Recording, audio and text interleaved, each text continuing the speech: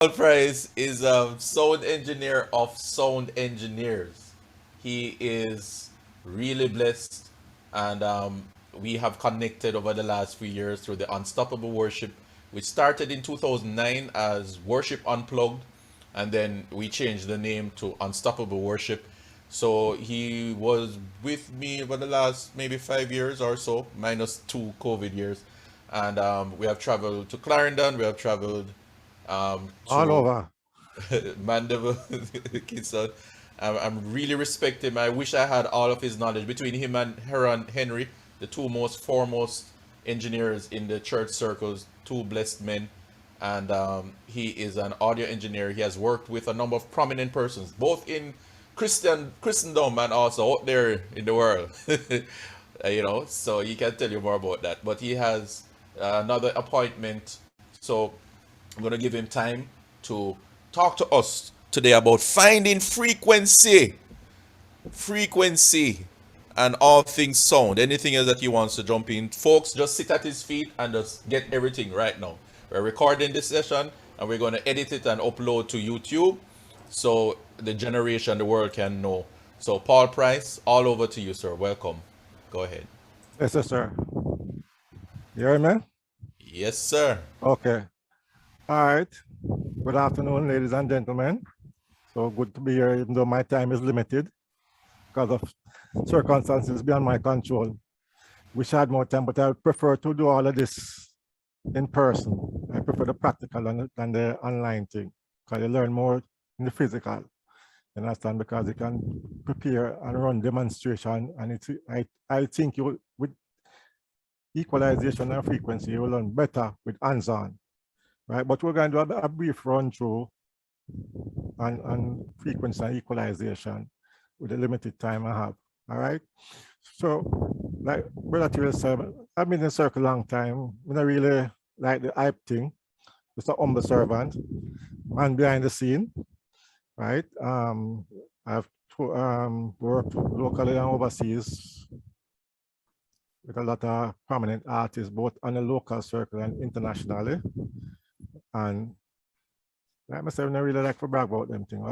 Just the work I got, we focus on. First of all, I always like to tell people that being an engineer within the gospel circle, that you must consider it your ministry. First and foremost, it is a ministry. And whatever you do as unto God, not unto man. You understand? And this is one of the most unforgiving department in any assembly, because normally the only time you recognize is when something goes wrong, right? But aside from that, right, you must just focus on Jesus and your stuff. And to God be the glory for everything he has done, right? So we start by going into the frequency. What is frequency? Frequency, to me, break it down to layman's term, is sound you hear, right? And it is generated by vibrations through the air, water, liquid, or solid, right? And it is measured in hertz within a specific time, right? So the nominal is what they call a cycle. That means a time it goes up and come down within 1 second.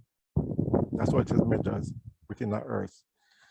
Lower tones fall within the hertz scale, and the mid and higher frequencies fall within the kilohertz. It's measured in kilohertz, right? Like I said, frequency is a number of occurrence of repeated events in a unit of time. That is it. That is it. Where frequency is concerned, and that is what they hear. So everything, musical instrument, vocals, every sound you hear is caused by frequencies. Human ears register between 20 hertz and 20 kilohertz. That's what the scientist says, right?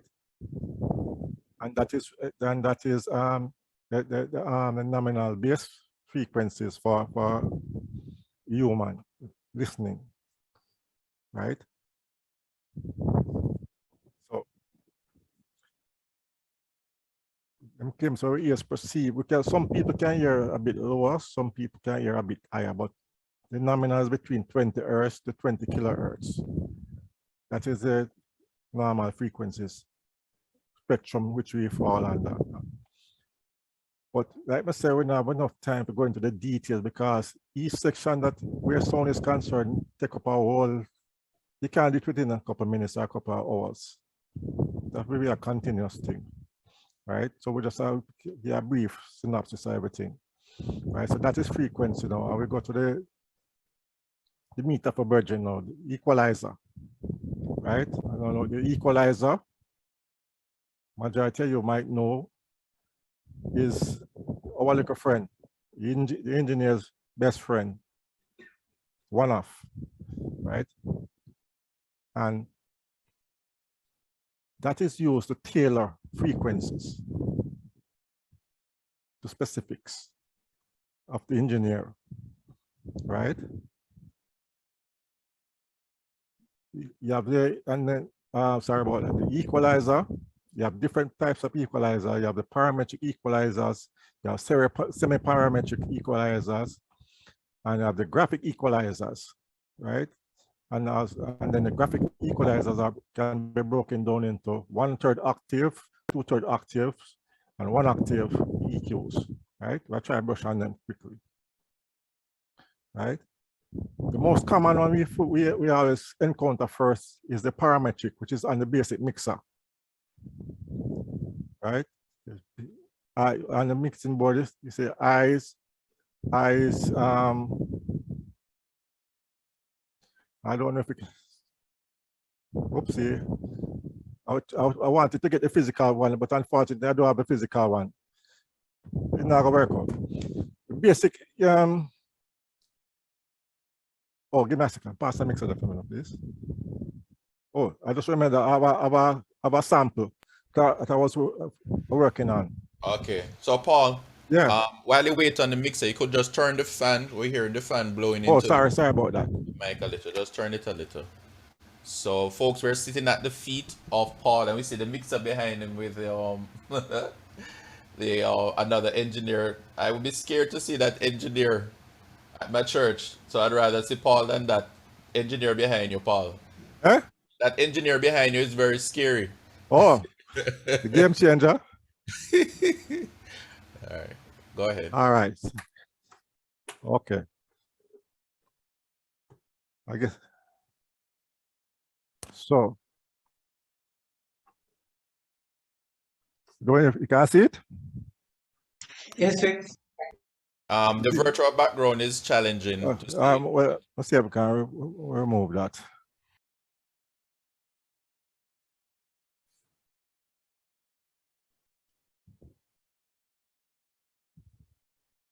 Much better? Much better. Okay. All right. So this is a basic mixing board, right?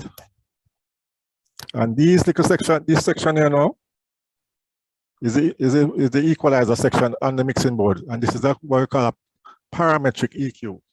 It's a parametric EQ, right? So you have the high, the mid frequency, the mid volume, and the low, right? So what that does is tailors the whatever frequency you're inputting, you get on the input to the specific what you want, right?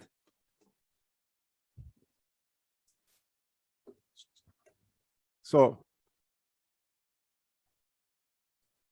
yeah, so let me say, and that work, the parametric works like for instance, it's you select 1 octave. It's an octave, and you work within that, you tailor that octave to your liking, right? So if you have, for instance, too much hissing, you can cut with eyes on the mixing board, which is a parametric, right? The mid section, likewise, and the bass section, likewise. But that is just basic tuning, right? When you go deeper into more professional setting where we use a graphic equalizer, right? Something like this, right? This is a graphic equalizer. This is more common in the professional circles, right? It's a 1/3 octave EQ equalizer, right? And it breaks down the frequencies into the bass, mid-range, and the high end, right? The bass section on the equalizer start between 20 hertz to 300 hertz. And the mid-range is from 300 hertz to around 1K or 5K thereabout. And the high end, it depends. And the high end start from 5K to 20K. Right? Let me say, and so, my second, please. All right. So, and then now the graphic equalizer itself now give you a wider and more control over your frequencies. Like I said before, I prefer to do these things live because I have the actual thing I can set up and we can run through and the different frequencies. So you can know the different frequencies. Online, you have different YouTube videos and so forth you can learn from, as well as other softwares also. They can teach you the frequencies, right? So the onus is on you also to go online if once you're interested, to do a little more reading, a little more watching, and then you have to practice all the way you see and learn, right? When we use the EQ now, like I say, it's our friend that in the live setting. Live setting means a live church setting, or a stage show or concert. It's one of our friend that is our best friend, I should say. So therefore, we have to deal with a wider frequency and more tailored and narrow frequencies in order to get the particular sound we might want. We don't need cut, right? So the equalizer basically functions as a boost or cut in a frequency, right? One of our main concern in church most of the time is feedbacks, and feedbacks cause when the mic picks up a particular frequency, right, and send it back through the system, and then pick it up back again, and that particular frequency keep going around and around. That's why you get a feedback, right? Once you know your frequencies on the equalizer, the normal thing for us what we used to do back in the day is just cut everything, right?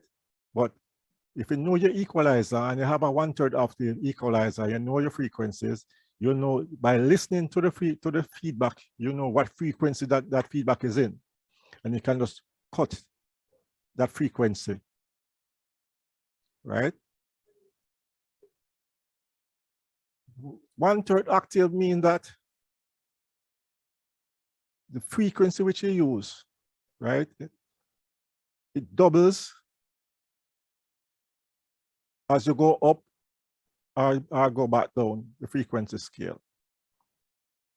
So for instance, if you're working with 100 hertz, 1 octave will fall between 100 and 200 hertz. And each frequency, likewise, is a doubling of the frequencies, right? Normally, when you look at some people equalize, they see them a smiley face or a sad face. You understand? Well, I could never understand that, right? Because each of them have a purpose, right? But like I say, each knob controls a specific frequency between 20 hertz and 20 kilohertz, right? So between 100 and 200 hertz is 125 and 160 hertz. So if you should cut, if you are working to cut 100 hertz, right?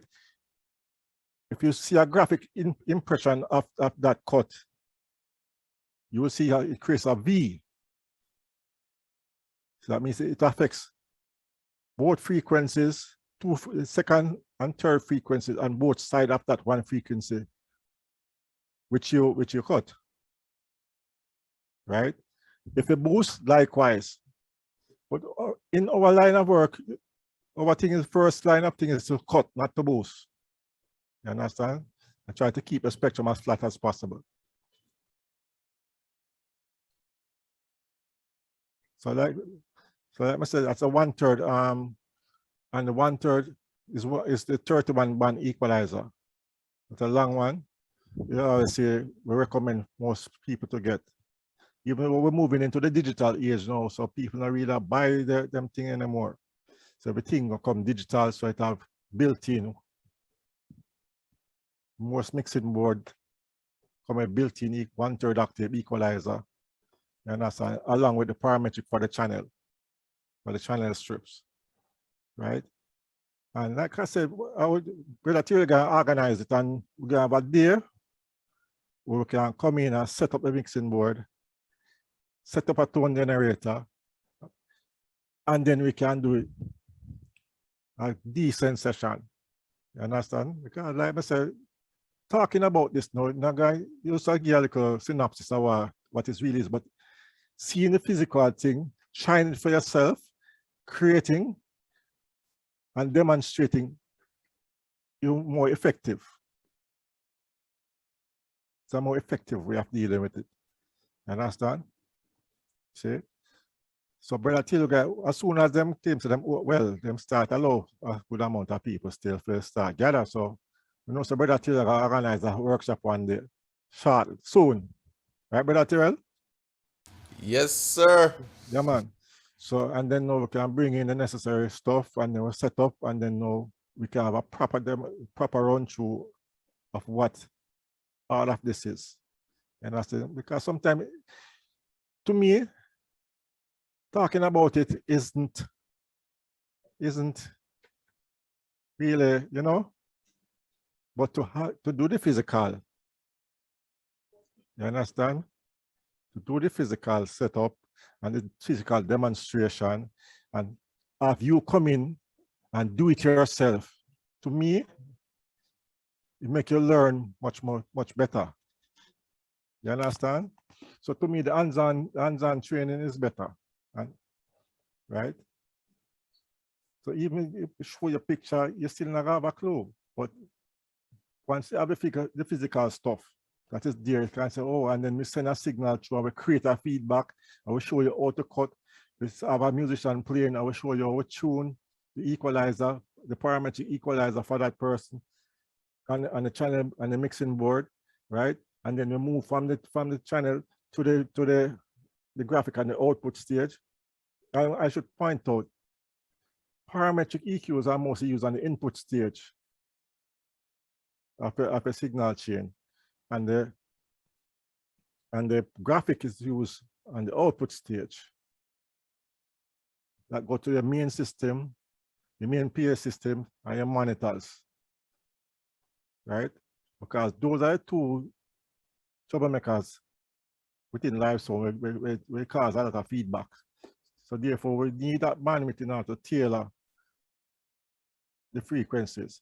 Because you have to remember now, if we have a parametric there, and we have a feedback say around the famous 250 low mid, which is a low mid 250 hertz, one of the main troublemaker that, right? Troublemaker frequencies. If we have a parametric EQ, right, we cannot cut 250 hertz without affecting the next 6 bands beside it, right? While if we have a graphic equalizer, we can simply go out and just cut to 150. I mean 250, right? The next troublemaker frequency is 1 kilohertz, right? Two more, them two frequencies are two of the most troublesome frequencies within the church circle. Now, four of them you have, right? You have 250 hertz, 1K, 2.5K, and 315K.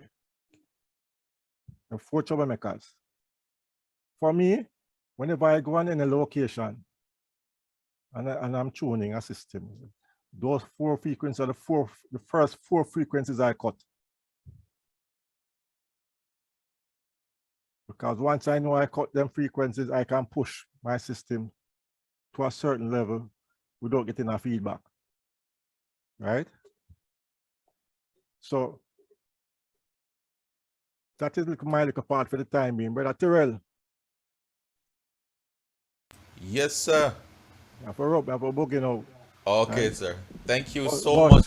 But like I Yes. say, organize it and we carrying everything, Yes.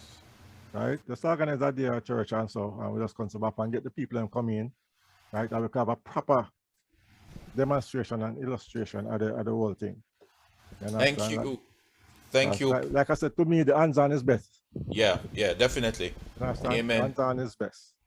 Thank you, Paul Pryce, for at least giving us an idea of frequency and the things that we need to learn. I was trying to keep up. Like I So said, I have a mixer that I invested in, so I'll be doing some experiments. yeah, you say, Brother Terrell, you say this thing, I know, like I say, you can't do it within a couple of minutes or Yeah, a man, day. it's a You lifetime. understand? Yeah. You understand? It's a continuous learning process where this is concerned. Mm-hmm. You Thank you, understand? Paul. And like I say, you have different aspects of equalization where there's a skin the surface. Yeah. You understand me? So the point of this session today is to tell folks that there's another level. Give people an idea of that level, whet their appetite, and tell them jump in. So Jump folks, drop your emails if you are indication. Some of you, I have your emails already. Drop an indication if you want this session, and we will arrange it and on Paul's time and see how it works. Thank you, Paul. All the best in your next assignment.